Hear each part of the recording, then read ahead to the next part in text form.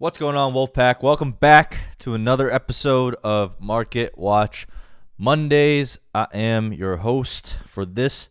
I guess not evening, it's morning. I'm recording on Saturday because heading out on the weekend to shred some powder finally for the season. I'm excited about that. But yeah, so I'm recording Saturday morning, and it doesn't matter anymore because it's the off season, so we can record whenever we want. There isn't really going to be much player news anymore now that the Super Bowl is over. So part of the reason why I love the offseason is I have that flexibility. But buckle up. It's going to be a pretty good one this time, I think. It's something that you guys have been asking for a long time. It's going to take me a while to get through it, but it's going to be worth it in the end. So without further ado, let's hit that really, really good intro that I showed last time, created by Tony DiBiase. All right, hit the intro.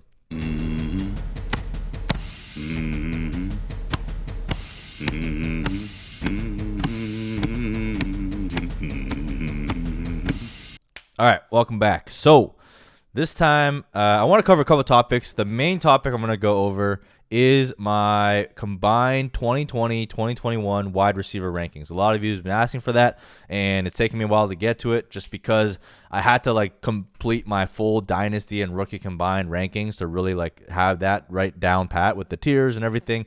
And I've gotten it to a place where now I think it's comfortable enough for me to at least put out a first rep of it. Subject to change, obviously, and I'll kind of evolve throughout the offseason, but I think I like where I'm at with it. So that's going to be the majority of the episode. But before we get into that, I want to talk about another topic, and it's about small schools and competition, all that. And constantly we see people get knocked, players get knocked from not playing in a Power 5 conference or not playing against top competition, or ACC is a joke versus the SEC. SEC is the best, and all the best players from the SEC. And you know what? I think there's some truth to that in some of the other positions, right? Like wide receiver, like running back, maybe even, but specifically wide receiver because it's so isolated, right? You're playing your best wide receiver, your best player against the other team's best player, not one-on-one per se, but as one-on-one as it can get from a NFL or from a football perspective. So I think there's a lot of I can pay that a lot of mind, I think, for the wide receiver position and maybe to the running back position to a degree. But I think the quarterback position is a more interesting discussion. I don't know where I'm coming out on top with this, but I think where I'm leaning is we shouldn't really be knocking small school players or smaller program players at the quarterback position just because they didn't play in the SEC or they didn't play against the best competition, right? Because the way I think about it is this, you should think about it in terms of the delta between the competition, the gap between how good their team is versus how good the other team is. So just because they're not playing against really good teams on the other side, you got to look at their own teams and their own competition, right? Because their teams could be trash, right? And that's why you see a lot of good quarterbacks that come from smaller programs, Patrick Mahomes, not Aaron Rodgers, not from a small program per se, because Cal's still a big school or whatever, but they don't come from the Alabamas that often, right? They don't come from some of the top schools too often, right? Obviously, Trevor Lawrence and Deshaun Watson are from Clemson is definitely a counterexample of that. But I'm not sure we should be knocking someone like a Zach Wilson, for example, because he played at a BYU, or a Trey Lance because he didn't play at a top school. Because if you look at their competition, their team also wasn't very good, right? If you look at Zach Wilson here, these are his top receivers. Who does he have? Dax Milne, never heard of him. Gunnar Romney, never heard of him. Neil Powell, never heard of him. Isaac Rex, these guys are not going to be NFL caliber players, right? So even though he's not playing against really good competition, he's also doesn't have very good teammates. And the fact that he's able to do what he's been able to do this season with these teammates, despite playing against what people will call inferior competition, I think it's still pretty damn impressive. So I don't think it's necessarily we should be knocking someone like a Zach Wilson for this, someone like a Trey Lance. The fact that they're able to do what they were do and excel at such a high level, even against lower competition, but with really, really, subpar, non-NFL talent teammates, to me is still really impressive, right? Versus in Alabama, right? They play in the SEC. Granted, one of the most talented conferences, toughest defenses, all of those narratives and all those things, I'll buy all of that, right? But if you look at the gap between Alabama and who they're playing, it's night and day, right? And a lot of times they're playing against teams that they're just stomping. They're more so just these schools just get paid to play these games so that Alabama can showcase their talent. But really, it's to be equivalent to it's almost equivalent to like an NFL team playing like the top college team. Probably not to that degree, but like the gap is like so wide, right? They're playing like all these other like state schools. I can't even name off the top of my head right now. That's how you know they're so unknown. Like the gap in talent that they have, the gap in talent that someone like a Mac Jones has versus someone like a Zach Wilson has is huge, right? Mac Jones has Devonta Smith, Jalen Waddle, right? He's got Najee Harris in the background. They got a top offensive line in the country. Nick Saban invests in the offensive line every year. Every single year, what do we hear? Alabama, best recruiting class since, year Y. Best recruiting class since year Z. Best recruiting class since... They keep getting the better talent, and the better schools keep getting the best talent. So therefore, the gap between the best schools and the lower schools they're playing against keeps growing. So, for the most part, like, there isn't really... it's interesting that people talk about conference and competition, all that, but like to me, I think what's more interesting is like thinking about the gap between, even within conference, like the teams that stomp the other teams. Like, what is that gap in talent? So for me, like that part of the equation really doesn't come into my decision making that much at all at the quarterback position, at least. Like, so when I look at like a Trey Lance and a Zach Wilson, did they play against weird competition? Sure, but I mean that doesn't really seem to matter, right? And we look at like a lot of the top performing like NFL caliber quarterbacks, like a lot of them are from smaller schools, right? Like, Carson Wentz, he stinks now, but when he first came out, like he went to the same school as Trey Lance, right? Like, why is that? Why do these smaller school guys, Josh Allen went to, was it Wyoming or something? Whatever. You know what I mean? Like they're not in like the top programs of the nation. The quarterbacks at the top programs of the nation sometimes aren't getting drafted that high, right? We have a nice year this year where big programs like Justin Fields and Trevor Lawrence, they are going to get drafted highly. And previously we had like Deshaun Watson as well. We had Tua that went, but like if you look at Justin Herbert, right? Like he went to a bigger school, yes, but the competition that they play in the Pac-12 is much lower. But at the same time, like his teammates stunk. So I think this is just an interesting discussion. I mean, I don't know how strongly I feel about either way. Like if you wanna boost guys up because they went to a bigger program, face like tougher competition, I think that's a fair view to have. But for me, I think it's just not so black and white. It's not so like, oh wow, Zach Wilson played against worse competition, therefore he's worse. I don't think it's really that clear to me. I mean, I don't have the numbers yet. I mean, maybe there's a better way to look at this, like looking at SRS or SOS, something like that. But honestly, it's just I don't think people should be knocking Zach Wilson. And I'm not even like a Zach Wilson truther per se. I really like him as a prospect, but I think I've seen the biggest knock on him is that, wow, he plays against soft schedules or he plays against weak competition. And very rarely do we consider the other side of the coin. And the other side of the coin is like his team also stinks. So without him, his team is nothing. So, I mean, we saw what BYU was when Zach Wilson was not that good. And we saw what BYU is when Zach Wilson is really, really good. And that is like the one really big factor that changed. So, I think it's really important to kind of consider those different factors.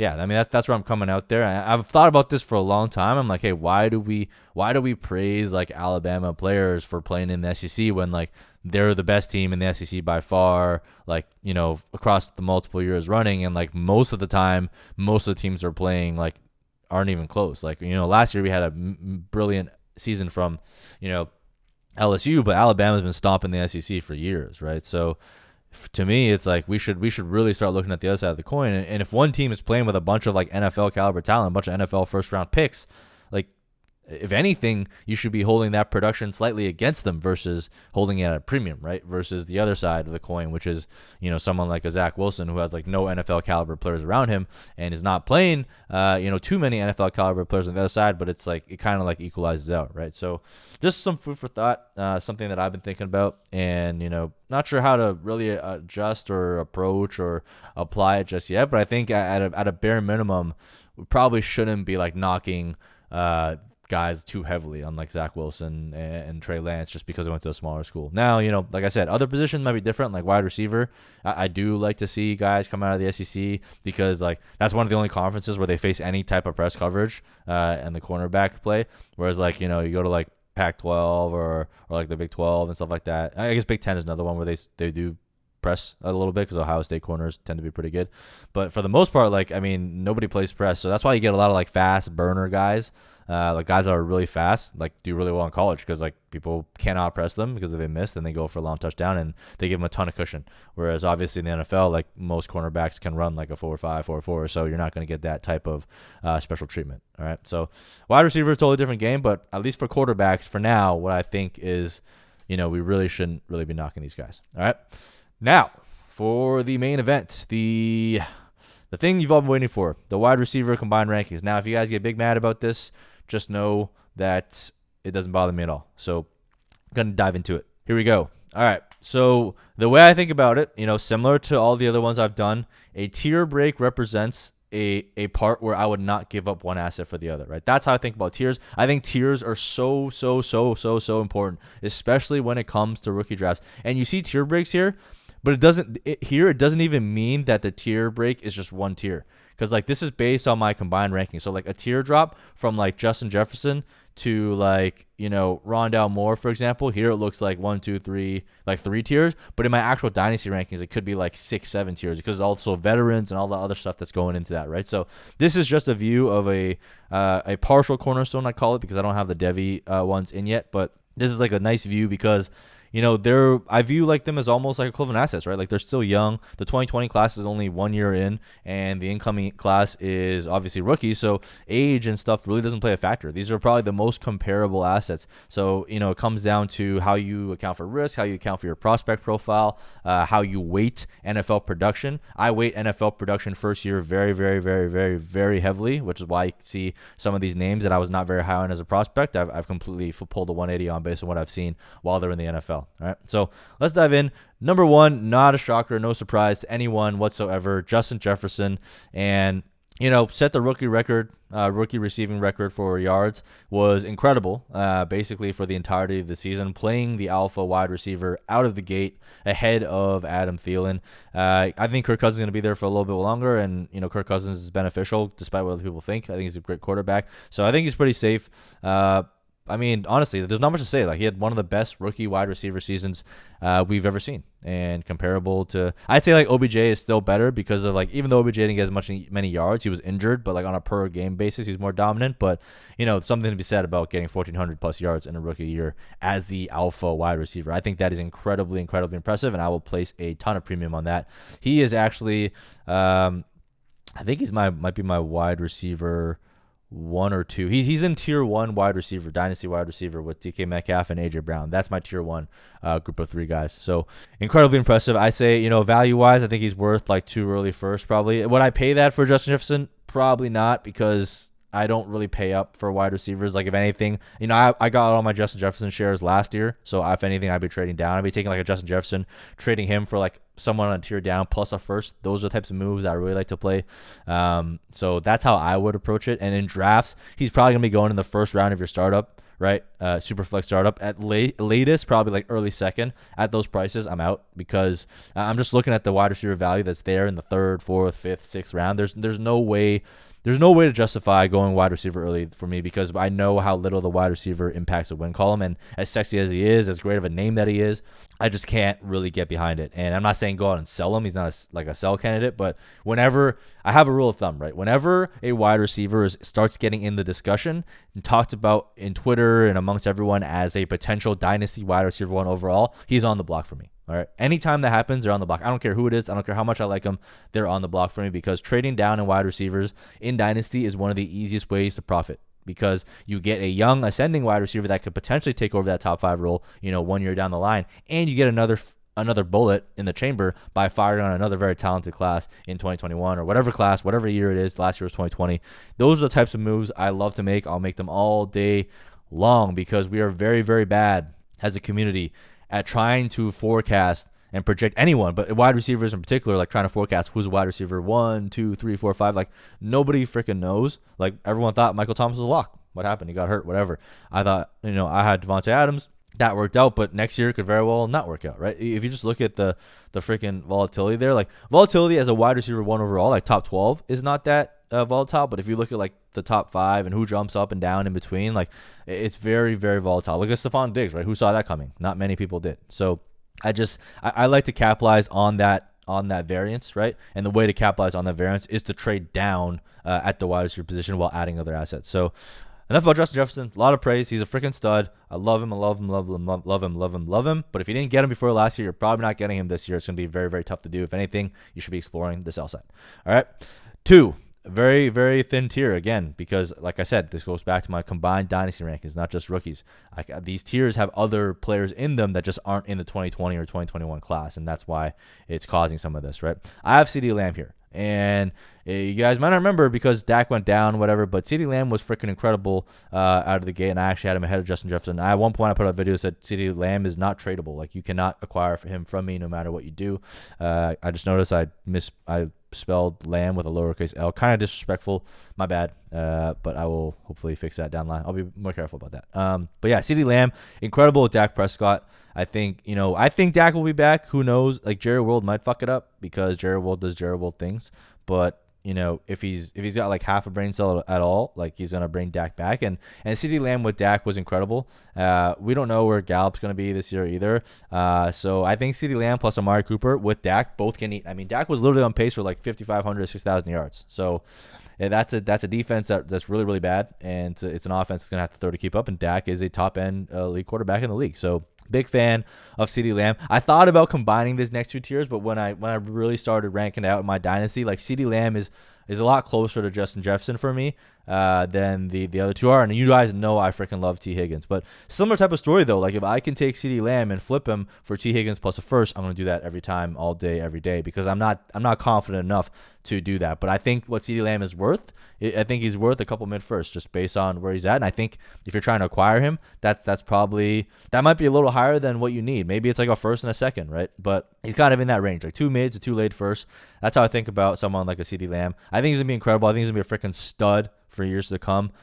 People comp him to Devontae Adams, to DeAndre Hopkins. I think those are all like very valid comparisons, just given how he produced in college and how he's produced in the NFL out the gate. We know he's a dynamic playmaker too, right? He returns punts and does he return kickoffs? I know he returns punts, but I'm not sure about kickoffs. But CeeDee Lamb, incredible player. Not much more to say. I'm assuming here, obviously, in my ranks, that Dak is coming back. All right, next tier. This is where I see the first wide receiver in the 2021 class. Up until now, it's just 2020. Like I said, if I was just doing pure prospect talent, right, Jamar Chase would be in that first tier. But I value the NFL production a lot more than most people do, because as much as we want to be confident about these prospects, we really don't know until we see them on the field. And we've already seen Justin Jefferson on the field. I've already seen CeeDee Lamb on the field. So that's why I kind of have that distinction. And Jamar Chase and T. Higgins, again, in a tier of their own for me. I love T. Higgins. I've said to buy him high no matter what. Try and get him on your teams. Jamar Chase is that dude, man. And the reason why I have Jamar Chase so high is because I think he's going to be one of the most value insulated assets in this class. Most value insulated, least risky. So if you're drafting for the NFL draft, I would take a Jamar Chase over Travis Etienne, Javonte Williams, without a second thought, right? But because he's tied to Justin Jefferson, and we've seen Justin Jefferson, a lot of people have Justin Jefferson as the dynasty wide receiver 1 overall. So, and the narrative, whether true or not, I don't know, is going to be, look, Jamar Chase relegated Justin Jefferson to the slot and was the alpha dog in the Joe Burrow-led offense. So if Justin Jefferson is this good, how good is Jamar Chase, right? And I don't want to fall in that trap too much, but you got to give credit where credit is due. And in terms of that, like, Jamar Chase was incredible in college, and I think he is by far and away the wide receiver 1 without a doubt. And I think there's a clear gap, a massive gap between him and the next closest players. And you'll see that. You'll see that in my ranks. Even though there's only 1 tier apart, there are actually multiple tiers apart in the dynasty ranks between Jamar Chase and a Rashod Bateman, for example. Big fan of Jamar Chase. We know how much I love T. Higgins, but I think this is a 2-man tier here, and they're both worth an early first, like a top 4 or 5 first round pick. Now, not 101 overall, because I'd rather have quarterbacks, and they're definitely a lot more value insulated. But like, if you wanted to consider Jamar Chase starting from the 1.02, I would not hate you at all for it. I would take Trevor Lawrence because the value is way too much to give up. But after that, I think it's fair game. I wouldn't take him at 102, but I think it's fair game to take him there. That's how I think about it. All right, the next group, I call this tier the pivot fast group, because as you guys know, I was low on Brandon Ayuk. I was low on Chase Claypool. Their profiles were not very good. Brandon Ayuk I was a little bit higher on because I was like, hey, this guy went to JUCO, so it's like a little bit weird with his breakout age and all that stuff. But he did get relegated by N'Keal Harry, who we know stinks. But yeah, I think, the key to dynasty, I think, is like not, people think like, I don't want to make any mistakes. That's not really how I think about it. I know I'm going to make mistakes, but I just know that I'm faster to pivot.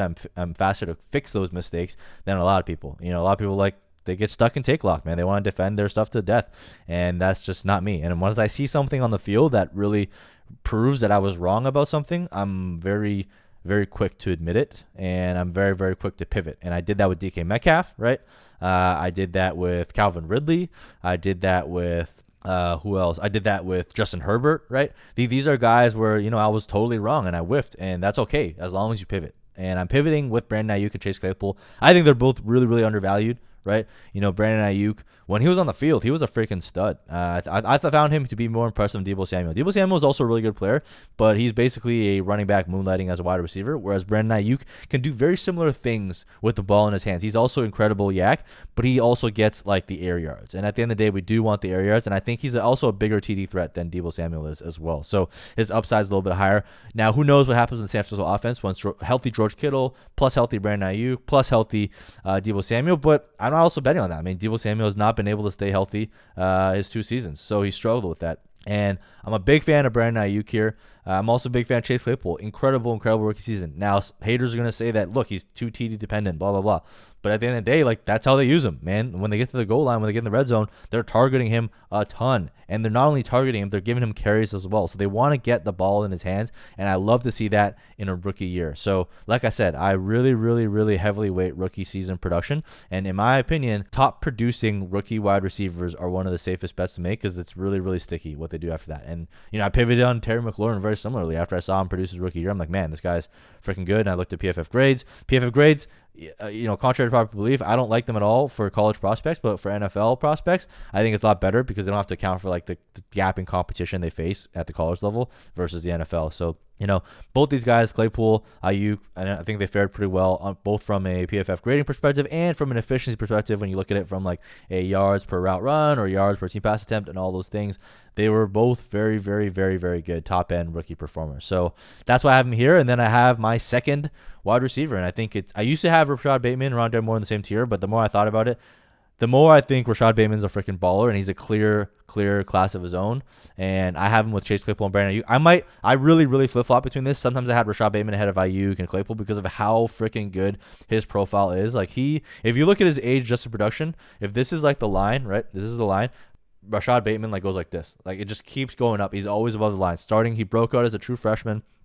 And playing alongside another productive monster in Tyler Johnson, and both his freshman and sophomore years, and just dominated without a doubt. And he is a burner, right? He can definitely put guys on skates, but he's a well balanced player. When I look at him with my new film grinding eyes, but also with other, I rely on a lot of other film people, right? And they do like him. And one thing that people say is maybe he's not flashy like a Rondell Moore or Jalen Waddle or a Jamar Chase even, but he does all the subtle things and does all the little things to a very good degree. So he has no weaknesses in his game. He's not super elite at any one thing, but he has no weaknesses either. So I think that bodes really well for a prospect when you can do something. You either have to be really, really, really elite at one thing, the 1 percentile at one thing, or you can be a very balanced player throughout and develop as you go. So I love Rashod Bateman.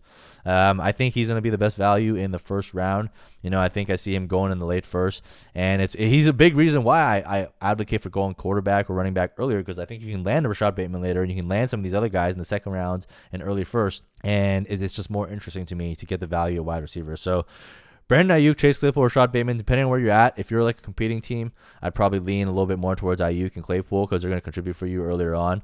But if you're a rebuilding team, even then, like I said, the age gap isn't that much different. But Bateman is a younger prospect as well coming into the league, so that might kind of tilt in his favor. All right, next tier, don't have any 2020 players here, just 2021, but obviously have veteran players in this group as well, which is why they're it looks like a really thin tier, but in my full dynasty ranks, it's not. But I got Rondell Moore and Jalen Waddle, and I love Rondell Moore. The only concern is I'm not sure where he goes in the draft. I mean, there's been some talk about him maybe falling a little bit in the draft. If he goes round 1, it's going to be super exciting for me. I think Jalen Waddle is a lock to go round 1, to be honest. I thought he would have been probably the first wide receiver off the board had he not been injured. He still might be. I'm not sure. I think Jamar Chase obviously deserves that, but I wouldn't be shocked me at all if someone took a Jalen Waddle. And this is probably the most controversial, right? Because if you look at it, Rondell Moore is like the darling of analytics. He true freshman breakout, like a dominant true freshman breakout, like a 30% plus market share, receiving yards dominant type of breakout. And he was incredible, like 100 catches. Like Rondale Moore's freshman year will go down as one of probably the best freshman wide receiver performances like ever, right? And that's how good of an analytical prospect Rondale Moore is. So there's no question there for me. He's a punt returner, kickoff returner. He takes carries as well. He's a very dynamic playmaker, and I would love to see him go somewhere that utilizes that fully, right? Like, I'd love to see him go to the Chiefs at the back end of the first. I think that'd be freaking incredible. I'd love to see him go to the Packers, play opposite of Devontae Adams, but we know the Packers suck at drafting, so who knows what happens there.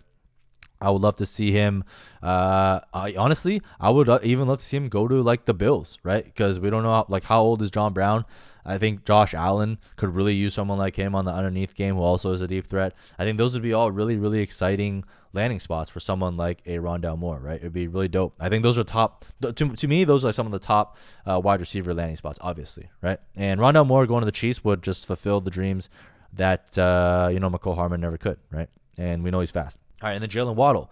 Not an analytical darling by any means, right? He's got a lot of red flags. This is one where I'm kind of I'm giving him my film adjustment. I call it my brand new Mike Lou adjusted film grade adjustment. I'm kidding. I don't have a film grade for him, but just watching him play, he looks incredible. And he's nothing like a Henry Ruggs, right? I think people are comparing him to Henry Ruggs are doing him a major disservice. Jalen Waddle did more in his freshman year from a market share perspective than Henry Ruggs did in his entire career, right? So that immediately takes the Henry Ruggs argument and throws out the window. But also, they're just not very similar players when I watch them play. Like Jalen Waddle, much better with agility wise. Like he in tight spaces, like he can maneuver and stop and go much quicker. Like I never comp guys to Tyreek Hill, but from that perspective, he's much closer to Tyreek Hill than Henry Ruggs ever was. Henry Ruggs has like deep, long speed, right? Jalen Waddle, it has much more intermediate burst and intermediate like change of direction. And for his size, he attacks the ball really, really well as well. Both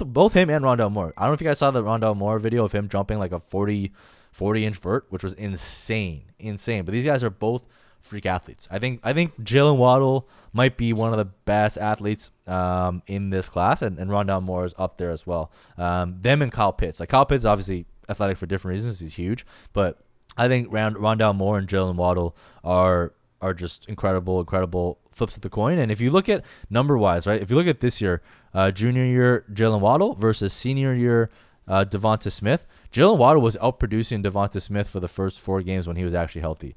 Jalen Waddle had about a 35% market share of receiving yards, and Devonta Smith had a 30%, and they were both equal on TDs. And Jalen Waddle did it on much less touches because he's a more efficient player. He doesn't need as much volume. And some people may want to knock him for that. I don't care. I only care about yards. I don't care about receptions at all. I only care about yards because that's what translates to production, and that's the predictive indicator that I'm looking for. So I get it. That's a small sample, right? And like I said, he's got a lot of red flags in his profile, and I have a lot of question marks about him. But this is one where I'm just gonna go with my gut, what I see, and some of the numbers support it. And some people hate having the per game adjusted dominator. Like I know Peter Howdy hates that stuff. I have a little bit of a different view. I think it should be considered. If someone gets hurt, I think that's part of the equation for me personally.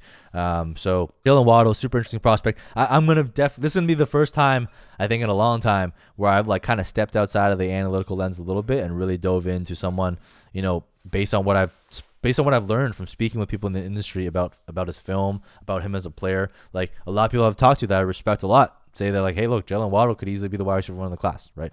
And I see some numbers support it. Now, can I explain his sophomore year slump?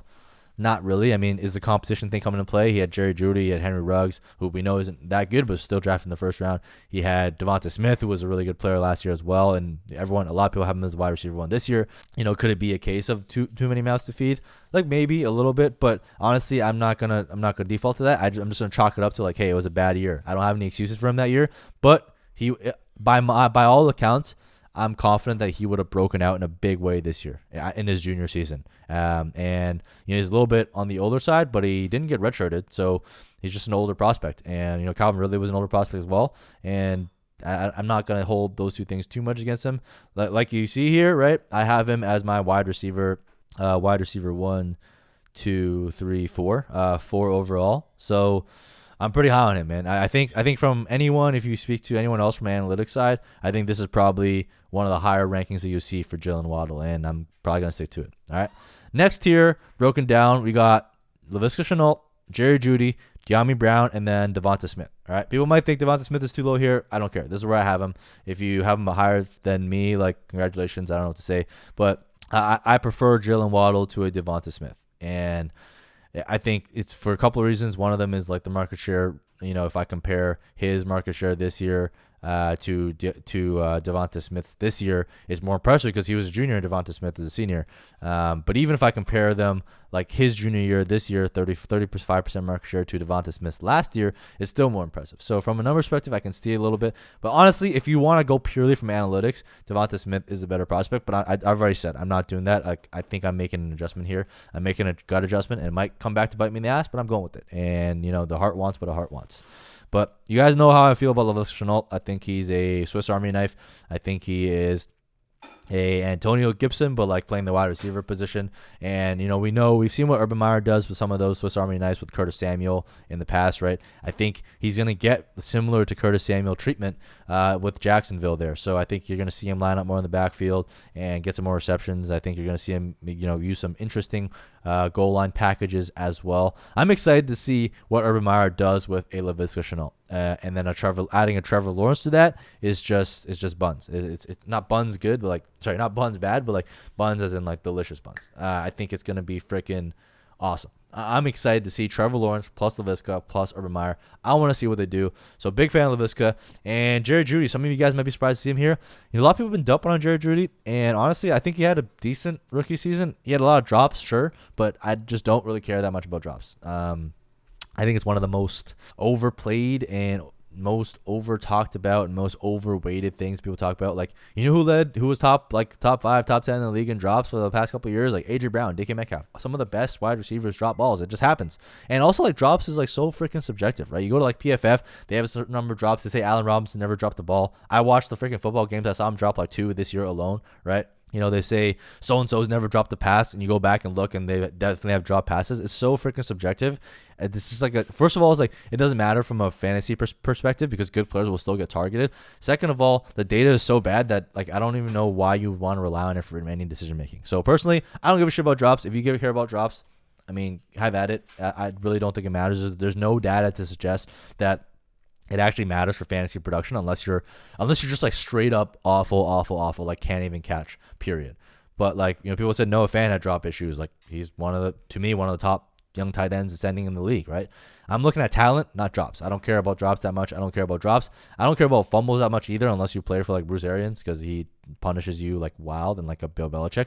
But these are things where like, yeah, like it might matter in the grand scheme of things for like in a game, but from a fantasy perspective, you shouldn't really place too much weight on it. So I don't care about that. He put up pretty decent production, right? Put up 800 plus yards on a Drew Lock led offense, and Drew Lock is not good. I mean, I don't care what anyone says. Like, he's just not been good, and he's not it. And I don't understand why people are so obsessed with him. I get it. Maybe it's arm talent because he has made some pretty nice throws for sure. But the decision-making between the ears, not there for me. And, I get it. People love that he raps and not even raps. Sorry, he fake raps and lip syncs. But other than that, like, I mean, if he didn't have that video, I don't know if the hype would be where it is today. So he did it with very, very poor circumstances. And people might think that Courtland Sutton coming back is bad for him. I don't. I think Courtland Sutton coming back is really good for Jerry Jeudy. They complement each other really well. Jerry Jeudy is not an alpha receiver. He is not that, all right? Jerry Jeudy's most comparable player is Calvin Ridley. And even though Calvin Ridley has stepped up this year as really, really well, like, he still did it with Julio Jones' help, right?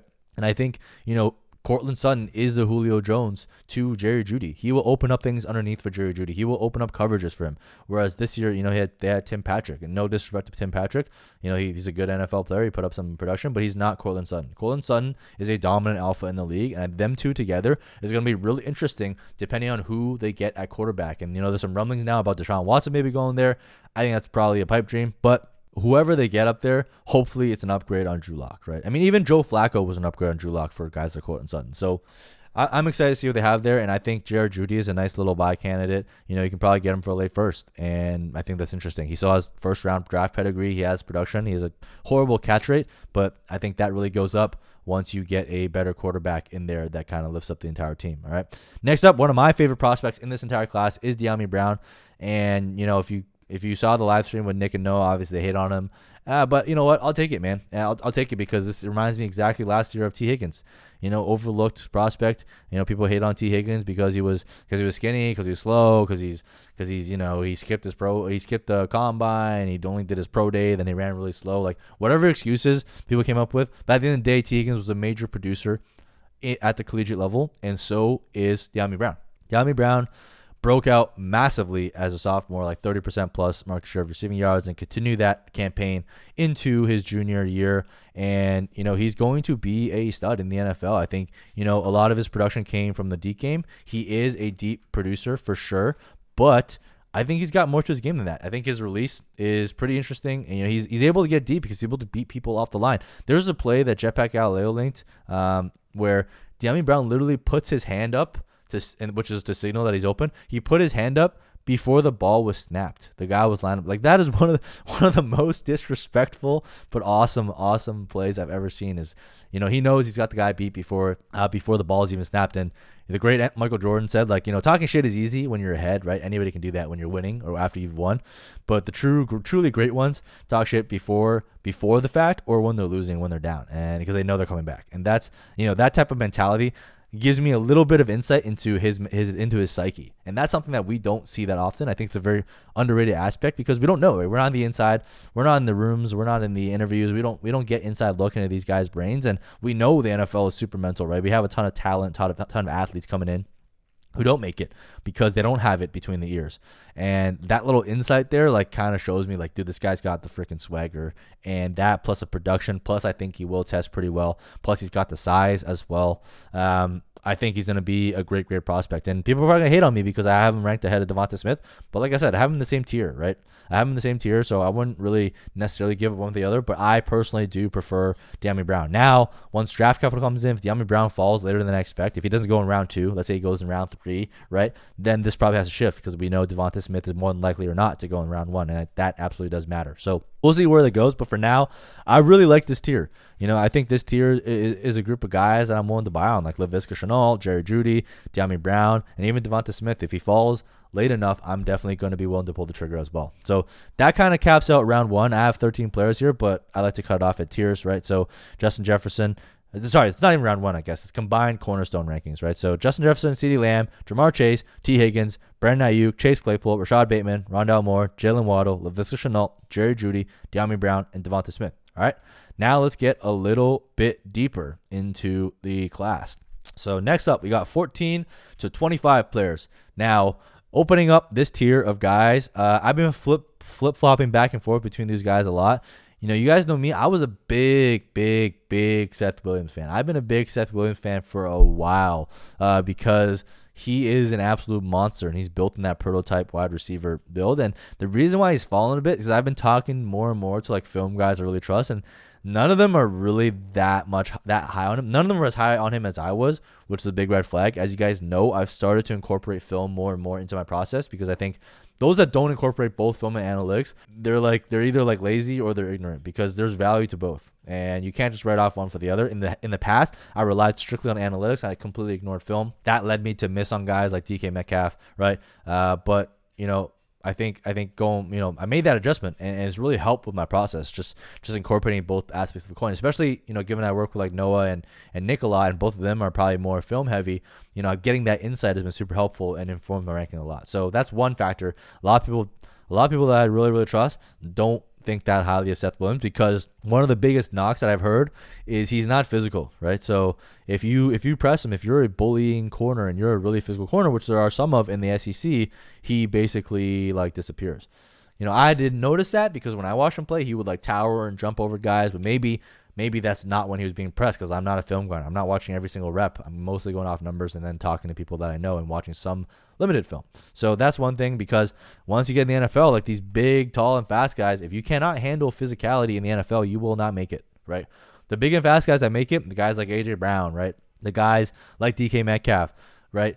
They're big and fast, but they can also handle the physical press coverage and still break free. So when I heard that about Seth Williams, that was a major red flag for me. I still have him ranked pretty highly in my opinion. So early second round. I couldn't drop him that high because I think he's still a really good player. But, I'm flip-flopping between him and the next guy here, Terrace Marshall. And Terrace Marshall is one where, like, again, I'm making a very contextual adjustment here because he doesn't have the, like, really top-end analytic numbers in his first and second year. He wasn't a bum, right? He still produced, like, double-digit market share of receiving yards. Just didn't hit the breakout threshold. But we got to remember, he was playing with Jamar Chase and Justin Jefferson. Justin Jefferson, who is now one of the best rookie wide receivers we've ever seen in the NFL history, right? And Jamar Chase, who I fully expect to be a top-end prospect as well, right? And the second that the year that they both disappeared, what happened? Justin Jefferson was leading the nation in terms of dominator to start off the year, and then he either got COVID or he got injured or something, and then he like basically slowed down. But his like pre-injury, similar to like how I adjusted for Jalen Waddle, if I look at Terrace Marshall, his pre-injury, he was like 40-50%. So he blew up in his junior year, right? So not a perfect profile, but had that pace continued, he would have been in the top end. So again, it just goes back to one of those contextual adjustments that I'm going to make. And I understand it's not for everyone. Not everyone agrees with this type of approach. This is the approach that I'm taking. And when I watch Terrace Marshall, he's pretty freaking good, man. He reminds me of like a better version of DJ Chark almost in the while he was in college. Like he's a towering guy. He can jump up there and climb the ladder and really get it done. And so he's going to be a threat in the red zone for sure. He was also a very highly touted high school prospect coming in. So it goes back to my whole thesis of like betting on serial winners, right? I love seeing that. I love seeing guys that are ranked really highly, top of the class, coming into college, also carry that throughout their collegiate career. Guys like T. Higgins, right? Guys like Calvin Ridley, guys like a Jerry Jeudy. I really like to see guys like Cam Akers, guys like Trevor Lawrence, obviously, Justin Fields, all these guys. Like, because again, we don't have insight into the mentality, but I think that gives you some insight into their mentality. If they're really highly touted, they have come in with really high expectations, and they still perform really well. I think that goes to show that like they have a strong alpha personality, and they have what it takes. They might have what it takes between the ears to get it done in the NFL. So that's just another indicator I look at. I don't rely on those ranks per se, because I think I've done a thread before showing how like inaccurate the 24/7 threads are. But I think that a lot of that is because of the mental aspect of the game, and some of these guys don't have it. So the guys that do make it through, I do give them a little bit of a premium. Now, the cutoff between like the tier between this and the next tier is actually pretty light. I considered combining all of them, but when I thought about it more, I do really think that I would take Terrace Marshall and Seth Williams. But if you were to combine these two tiers, I wouldn't hate it. All right, next group, I got Tylan Wallace, Elijah Moore, and Amon-Ra St. Brown.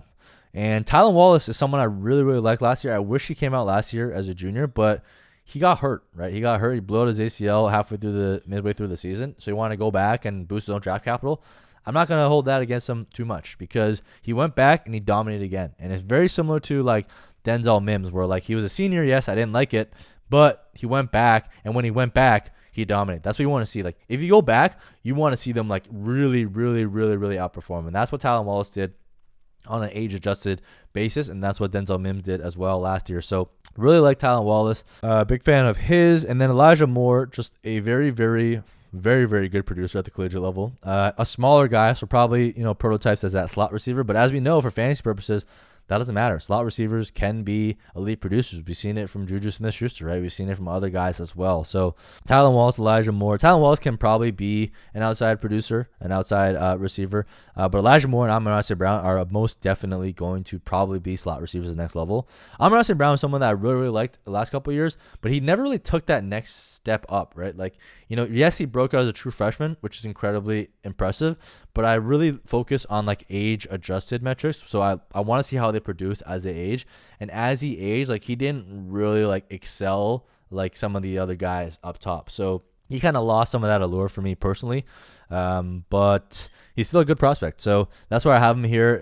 Tylan Tylen Wallace, Elijah Moore, and Amon St. Brown, like I would take them in that order, depending on how much you guys care about senior versus junior declares. Like you could move Tylen Wallace down a bit if you want, but I think from a film perspective, from the film guys I've talked to who I really respect, they really like him from a film perspective.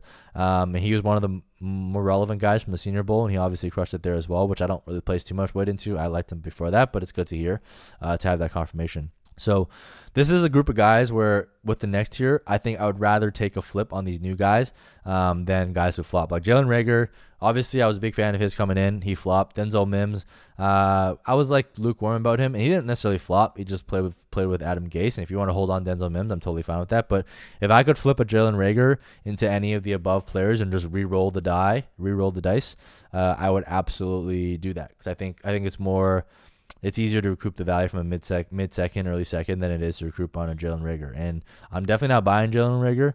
I want to see what happens. I'm not like rushing to sell him, but if I can flip him for like a second-round pick and reset, even though I take the loss on draft him with a first-round pick, I'm totally fine with that. Sunk cost fallacy is, man, it really stinks people because they can't get past it. And can Jalen Reagor work out? Absolutely. He absolutely can. But betting on face planting rookie wide receivers is not really a great move in my opinion. All right, next group of guys, we got Darnell Mooney, Gabriel Davis, Michael Pittman Jr., Amari Rodgers, and Tamarian Terry. So you got the two new guys here in Amari Rodgers and Tamarian Terry, but you also got the old guys. And honestly, I might put Tamarian Terry and Amari Rodgers a little bit ahead of Michael Pittman, but Michael Pittman did show up in the playoffs, and I talked about how we should be considering that, so that's why I have him here, and he still has very, very high-end draft capital. And the Colts, realistically, like they don't have like too much there. So I mean, I wasn't a big fan of him coming in, and his rookie season wasn't that great. But we're getting to the range where like you got to pick your battles, right? He's got draft capital, he's got the team behind him, he's shown some flashes, both in the regular season and in the playoffs. So and also you have a lot of believers for him, like outside the film grinder community still really, really loves Michael Pittman, right? So if he has a couple of big games, right? You guys remember, like I really, really rank considering value where I think value will be. So if he has a couple of big games, you can flip him for second-round pick, maybe even a first-round pick. Like I think that's where the play is for someone like Michael Pittman Jr. And Gabriel Davis, Darnell Mooney. I really like what I saw from Gabriel Davis. If the Buffalo Bills don't add anyone, I think he's got a nice little future there. I thought he was a pretty good player when he did get the opportunity when John Brown was out. So from that perspective, not really like a vacate opportunities, but I guess more opportunities would come his way if John Brown's gone. I think he could step up to that second role, and I like them as a prospect too. So that's the key. Like I really like Gabriel Davis, and I like Darnell Mooney as well, both as prospects. And then I saw what they did in the NFL, and I'm kind of big fan of that. But if you had Michael Pittman ahead of both of them, I actually wouldn't blame you. I might actually have to move him there. Just thinking about it now, but like I said, that's why I have tiers, right? Like when I look at the tier, I'm always questioning myself where they should be, but they're close enough where like the ranking itself doesn't really matter. It really just comes down to your personal preference. Amari Rodgers, someone that's interesting, not a great analytical profile, basically a senior breakout, but I like the fact that he's a really dynamic playmaker, right? Like he can return punts, he can return kickoffs, and when I watch him play, he's pretty outstanding, like in terms of his ability to get the contested catch, his run after the catch ability, and obviously he had to compete with T. Higgins back in the day, so it's not like he was playing with bums, right? And then Tamarian Terry is someone that's super interesting, right? If you look at it purely from a physical gifts perspective, he is like probably the closest thing to a DK Metcalf of this class. At his size, I think he clocked in like 23 miles per hour in a game, which is freaking insane for someone that big. He has the alpha size, he has the speed, he has the build, and he also has a production. He was very, very productive in college. Aside from this year, I think like he got sick or he got COVID or something, and then he basically like opted out and stopped playing. But if you look at his prior seasons, like he hits the 30% dominator thresholds. He hits, he broke out as I think he's a red shirt, so maybe as a red shirt sophomore. So basically equivalent to like a normal junior. And I would have liked to see him declare last year. Obviously, maybe draft capital wasn't there. But the reason why I have him low is because what I've heard from a couple of people I trust is that he has some character issues, and not like the like domestic abuse, like the really, really bad kind of character issues, but like the lazy kind, like kind of like the Josh Gordon. Like we know when Josh Gordon came out, like he struggled with like alcoholism and all that stuff, right? And just like the laziness, and as we know, like a lot of really, really talented people come in the NFL and don't make it because they don't have it in between their ears, but also like mentally they're just not there. Like they're not mature enough to actually like put in the grind and put in the work and what it takes and what it requires to be a top end NFL talent. Now, is he like physically and gifted wise? Like I freaking love Tamari Terry. If I didn't hear that about him from someone that I know, he would probably be in that like Tylan Wallace group right there. Like that's how highly I think of Tamari Terry as a player from a production, from a film, and from a physical gifts perspective. But like the mental aspect is definitely a big red flag for me, and that's something that, like I said, we don't have much insight into. So when I do get that type of insight, I think it would be foolish to not consider it. Now, I'm hoping that he goes in like the late second to early third, because if he goes there, I'm still willing to pull the trigger because the upside is really, really high if he does figure it out. Because he could just still be a really, really good guy that just didn't figure out in college. Like, I mean, that he wouldn't be the first one, right? I was totally irresponsible in college. Like, we were partying, like drinking, like probably could have a million things I could have been doing that have been more productive, right? And then, you know, everyone falls in that trap in college. But, you know, once you come out of college, some people make that adjustment. So I'm not saying that you have to fade him just because of that alone, but it is something that I'm considering, and it's why he's so low. Because if he wasn't there, I would take him ahead of Jalen Reagor. I would take him ahead of Amon-Ra St. Brown. I'd probably even take him ahead of Elijah Moore. I'd probably match him, maybe even ahead of Tylan Wallace, and he might even be in that like Seth Williams, Terrace Marshall tier, which would be like a mid-second, early second group. All right, so that's just something to consider, but that's all we got. It was a long episode. Hope you guys enjoyed. I mean, give you guys a short episode last week, so I had to make it up for a long episode because I know some of you guys like that stuff. But let's just run through my rankings again here real quick. Starting from the top, Tier 1, Justin Jefferson by himself. Tier 2, CeeDee Lamb by himself. Tier 3, Jamar Chase, T. Higgins by themselves. And Tier 3, Brandon Ayuk, Chase Claypool. Sorry, Tier 4, Brandon Ayuk, Chase Claypool, Rashod Bateman.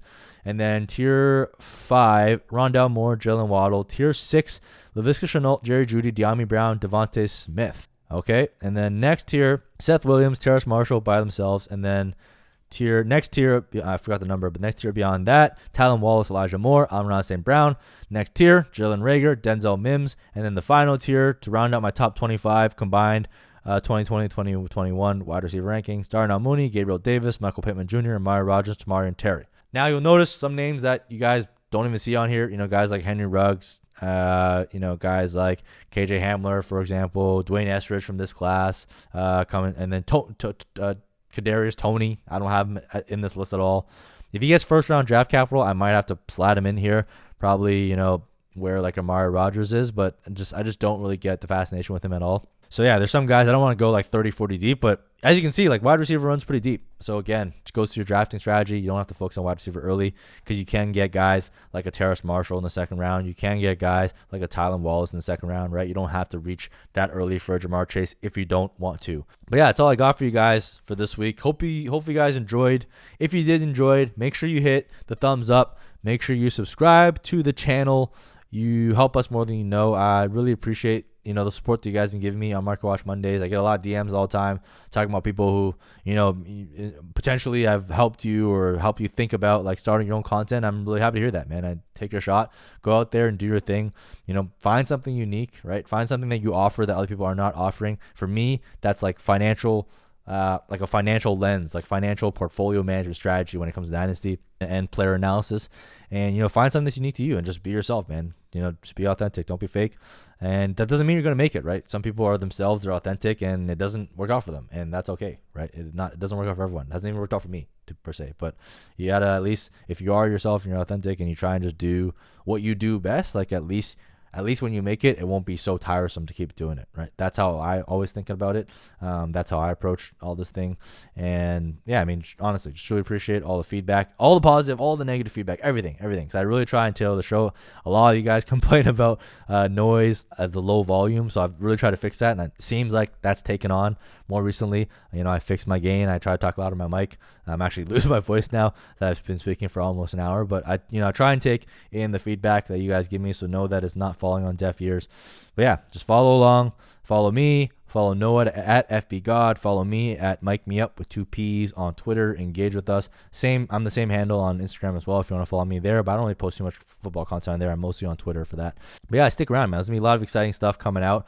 I'm working on a big project for myself as well. So stay tuned for that. More news to come. And that obviously stay tuned for the incredible guests that I have coming on. Right, I got Drew coming on at DF Bean Counter later on this month. I got JJ Zachariason at Late Round QB coming on in March. I got Graham Barfield coming on in April. I got Jetpack Galileo coming on in April. I got Angelo Fantasy. If you guys don't know who he is, check him out. He's one of the film guys that I trust a lot and I talk to a lot in my DMs. He's going to be coming on soon. And so, yeah, I'm going to have a plethora of guests that I think are going to be really interesting and bring a lot of new perspective, strategy-wise, both to me and people that I learn from, both from the film community and the analytics community. So stay tuned for all the great guests, all that stuff. And I'll see you all next time. Thanks for tuning in. I'm out. Peace.